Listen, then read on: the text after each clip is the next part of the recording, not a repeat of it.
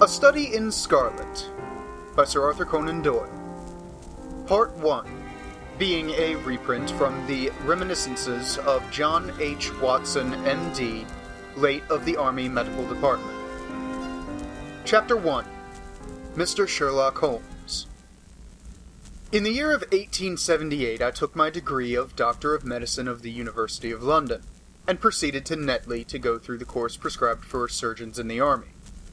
Having completed my studies there, I was duly attached to the 5th Northumberland Fusiliers as assistant surgeon. The regiment was stationed in India at the time, and before I could join it, the Second Afghan War had broken out. On landing at Bombay, I learned that my corps had advanced through the passes, and was already deep in the enemy's country. I followed, however, with many other officers who were in the same situation as myself, and succeeded in reaching Kandahar in safety, where I found my regiment, and at once entered upon my new duties. The campaign brought honors and promotion to many, but for me, it had nothing but misfortune and disaster. I was removed from my brigade, and attached to the Berkshires, with whom I served at the fatal battle of Maiwand. There I was struck on the shoulder by a Jezail bullet, which shattered the bone and grazed the subclavian artery. I should have fallen into the hands of the murderous Ghazis, had it not been for the devotion and courage shown by Murray, my orderly, who threw me across a pack-horse and succeeded in bringing me safely to the British lines. Worn with pain, and weak from the prolonged hardships which I had undergone, I was removed with a great train of wounded sufferers to the base hospital at Peshawar. Here I rallied, and had already improved so far as to be able to walk without the wards, and even to bask a little upon the veranda, when I was struck down by enteric fever, that curse of our Indian possessions. For months of my life I was despaired of, and when at last I came to myself and became convalescent, I was so weak and emaciated that a medical board determined that not a day should be lost in sending me back to England. I was dispatched, accordingly, in the troop ship Orontes, and landed a month later on Portsmouth Jetty, with my health irretrievably ruined, but with permission from a paternal government to spend the next 9 months in attempting to improve it.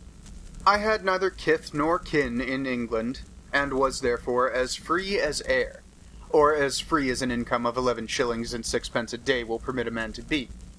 Under such circumstances, I naturally gravitated to London, that great cesspool into which all the loungers and idlers of the empire are irresistibly drained.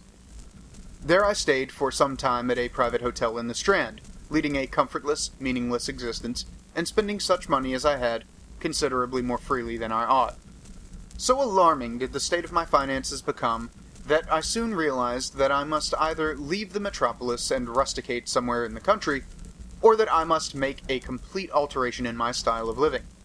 Choosing the latter alternative, I began by making up my mind to leave the hotel, and to take up my quarters in some less pretentious and less expensive domicile. On the very day that I had come to this conclusion, I was standing at the Criterion bar, when someone tapped me on the shoulder, and turning round I recognized young Stamford, who had been a dresser under me at Bart's. The sight of a friendly face in the great wilderness of London is a pleasant thing indeed to a lonely man. In old days Stamford had never been a particular crony of mine, but I now hailed him with enthusiasm, and he, in his turn, appeared to be delighted to see me. In the exuberance of my joy, I asked him to lunch with me at the Holborn, and we started off together in a hansom. "Whatever have you been doing with yourself, Watson?" he asked in undisguised wonder as we rattled through the crowded London streets. "You are as thin as a lath and as brown as a nut." I gave him a short sketch of my adventures, and had hardly concluded it by the time that we reached our destination. "Poor devil," he said commiseratingly, after he had listened to my misfortunes. "What are you up to now?" "Looking for lodgings," I answered, trying to solve the problem as to whether it is possible to get comfortable rooms at a reasonable price. "That's a strange thing," remarked my companion. "You are the second man today that has used that expression to me." "And who was the first?" I asked. "A fellow who is working at the chemical laboratory up at the hospital. He was bemoaning himself this morning because he could not get someone to go halves with him in some nice rooms which he had found, and which were too much for his purse." "By Jove!" I cried. "If he really wants someone to share the rooms and the expense, I am the very man for him. I should prefer having a partner to being alone." Young Stamford looked rather strangely at me over his wine-glass. "You don't know Sherlock Holmes yet," he said. "Perhaps you would not care for him as a constant companion." "Why? What is there against him?" "Oh, I didn't say there was anything against him. He is a little queer in his ideas, an enthusiast in some branches of science. As far as I know, he is a decent fellow enough." "A medical student, I suppose," said I. "No, I have no idea what he intends to go in for. I believe he is well up in anatomy, and he is a first-class chemist. But as far as I know, he has never taken out any systematic medical classes. His studies are very desultory and eccentric, but he has amassed a lot of out-of-the-way knowledge which would astonish his professors." "Did you never ask him what he was going in for?" I asked. "No, he is not a man that is easy to draw out, though he can be communicative enough when the fancy seizes him." "I should like to meet him," I said. "If I am to lodge with anyone, I should prefer a man of studious and quiet habits. I am not strong enough yet to stand much noise or excitement. I had enough of both in Afghanistan to last me for the remainder of my natural existence." "How could I meet this friend of yours?" "He is sure to be at the laboratory," returned my companion. "He either avoids places for weeks, or else he works there from morning till night. If you like, we will drive round together after luncheon." "Certainly," I answered, and the conversation drifted away into other channels. As we made our way to the hospital after leaving the Holborn, Stamford gave me a few more particulars about the gentleman whom I proposed to take as a fellow lodger. "You mustn't blame me if you don't get on with him," he said. "I know nothing more of him than I have learned from meeting him occasionally in the laboratory. You proposed this arrangement, so you must not hold me responsible." "If we don't get on, it will be easy to part company," I answered. "It seems to me, Stamford," I added, looking hard at my companion, "that you have some reason for washing your hands of the matter. Is this fellow's temper so formidable, or what is it? Don't be mealy-mouthed about it." "It is not easy to express the inexpressible," he answered with a laugh. "Holmes is a little too scientific for my tastes. It approaches to cold-bloodedness. I could imagine his giving a friend a little pinch of the latest vegetable alkaloid, not out of malevolence, you understand, but simply out of a spirit of inquiry, in order to have an accurate idea of the effects. To do him justice, I think that he would take it himself with the same readiness. He appears to have a passion for definite and exact knowledge." "Very right, too." "Yes, but it may be pushed to excess. When it comes to beating the subjects in the dissecting rooms with a stick, it is certainly taking rather a bizarre shape." "Beating the subjects?" "Yes, to verify how far bruises may be produced after death. I saw him at it with my own eyes." "And yet you say he is not a medical student?" "No.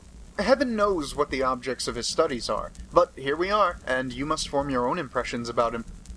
As he spoke, we turned down a narrow lane, and passed through a small side door, which opened into a wing of the great hospital. It was familiar ground to me, and I needed no guiding as we ascended the bleak stone staircase and made our way down the long corridor with its vista of whitewashed wall and dun-colored doors. Near the farther end, a low-arched passage branched away from it, and led to the chemical laboratory. This was a lofty chamber, lined and littered with countless bottles. Broad, low tables were scattered about, which bristled with retorts, test tubes, and little Bunsen lamps, with their blue flickering flames. There was only one student in the room, who was bending over a distant table absorbed in his work. At the sound of our steps, he glanced round and sprang to his feet with a cry of pleasure. "I found it! I found it!" he shouted to my companion, running towards us with a test tube in his hand. "I found a reagent which is precipitated by hemoglobin, and by nothing else." Had he discovered a gold mine, greater delight could not have shone upon his features. "Dr. Watson, Mr. Sherlock Holmes," said Stamford, introducing us. "How are you?" he said cordially, gripping my hand with a strength for which I should hardly have given him credit. "You have been in Afghanistan, I perceive." "How on earth did you know that?" I asked in astonishment. "Never mind," said he, chuckling to himself. "The question now is about hemoglobin. No doubt you see the significance of this discovery of mine." "It is interesting chemically, no doubt," I answered. "But practically?" "Why, man, it is the most practical medico-legal discovery for years. Don't you see that it gives us an infallible test for bloodstains? Come over here now." He seized me by the coat sleeve in his eagerness and drew me over to the table at which he had been working. "Let us have some fresh blood," he said, digging a long bodkin into his finger and drawing off the resulting drop of blood into a chemical pipette. "Now, I add this small quantity of blood to a liter of water. You perceive that the resulting mixture has the appearance of pure water. The proportion of blood cannot be more than 1 in a million. I have no doubt, however, that we shall be able to obtain the characteristic reaction." As he spoke, he threw into the vessel a few white crystals, and then added some drops of a transparent fluid. In an instant, the contents assumed a dull mahogany color, and a brownish dust was precipitated to the bottom of the glass jar. "Ha ha!" he cried, clapping his hands, and looking as delighted as a child with a new toy. "What do you think of that?" "It seems to be a very delicate test," I remarked. "Beautiful, beautiful. The old Guiacum test was very clumsy and uncertain. So is the microscopic examination for blood corpuscles. The latter is valueless if the stains are a few hours old.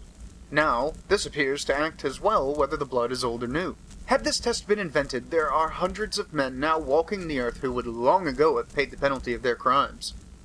"Indeed," I murmured. "Criminal cases are constantly hinging upon that one point. A man is suspected of a crime months, perhaps, after it has been committed. His linen or clothes are examined and brownish stains discovered upon them. Are they blood stains, or mud stains, or rust stains, or fruit stains, or what are they? That is a question which has puzzled many an expert. And why? Because there was no reliable test. Now we have the Sherlock Holmes test, and there will no longer be any difficulty." His eyes fairly glittered as he spoke, and he put his hand over his heart, and bowed as if to some applauding crowd conjured up by his imagination. "You are to be congratulated," I remarked, considerably surprised at his enthusiasm. "There was the case of von Bischoff at Frankfurt last year. He would certainly have been hung had this test been in existence. Then there was Mason of Bradford, and the notorious Mueller, and Lefebvre of Montpellier, and Samson of New Orleans. I could name a score of cases in which it would have been decisive." "You seem to be a walking calendar of crime," said Stamford with a laugh. "You might start a paper on those lines. Call it the Police News of the Past." "Very interesting reading it might be made, too," remarked Sherlock Holmes, sticking a small piece of plaster over the prick on his finger. "I have to be careful," he continued, turning to me with a smile, "for I dabble with poisons a good deal." He held out his hand as he spoke, and I noticed that it was all mottled over with similar pieces of plaster, and discolored with strong acids. "We came here on business," said Stamford, sitting down on a high three-legged stool, and pushing another one in my direction with his foot. "My friend here wants to take diggings, and as you were complaining that you could get no one to go halves with you, I thought that I had better bring you together." Sherlock Holmes seemed delighted at the idea of sharing his rooms with me. "I have my eye on a suite in Baker Street," he said, "which would suit us to the ground. You don't mind the smell of strong tobacco, I hope?" "I always smoke ships, myself," I answered. "That's good enough. I generally have chemicals about and occasionally do experiments. Would that annoy you?" "By no means." "Let me see. What are my other shortcomings? I get in the dumps at times, and don't open my mouth for days on end. You must not think I am sulky when I do that. Just let me alone, and I'll soon be right. What have you to confess now? It's just as well for two fellows to know the worst of one another before they begin to live together." I laughed at this cross-examination. "I keep a bull pup, and I object to rows because my nerves are shaken, and I get up at all sorts of ungodly hours, and I am extremely lazy. I have another set of vices when I'm well, but those are the principal ones at present." "Do you include violin playing in your category of rows?" he asked anxiously. "It depends on the player," I answered. "A well-played violin is a treat for the gods. A badly played one—" "Oh, that's all right," he cried with a merry laugh. "I think we may consider the thing as settled. That is, if the rooms are agreeable to you. When shall we see them?" "Call for me here at noon tomorrow, and we'll go together and settle everything," he answered. "All right, noon exactly," said I, shaking his hand. We left him working among his chemicals, and we walked together towards my hotel. "By the way," I asked suddenly, stopping and turning upon Stamford, "how the deuce did he know that I'd come from Afghanistan?" My companion smiled an enigmatical smile. "That's just his little peculiarity," he said. "A good many people have wanted to know how he finds things out." "Oh, a mystery, is it?" I cried, rubbing my hands. "This is very piquant." I am much obliged to you for bringing us together. The proper study of mankind is man, you know. You must study him, then, Stamford said, as he bade me goodbye. You'll find him a knotty problem, though. I'll wager he learns more about you than you about him. Goodbye. Goodbye, I answered, and strolled on to my hotel, considerably interested in my new acquaintance.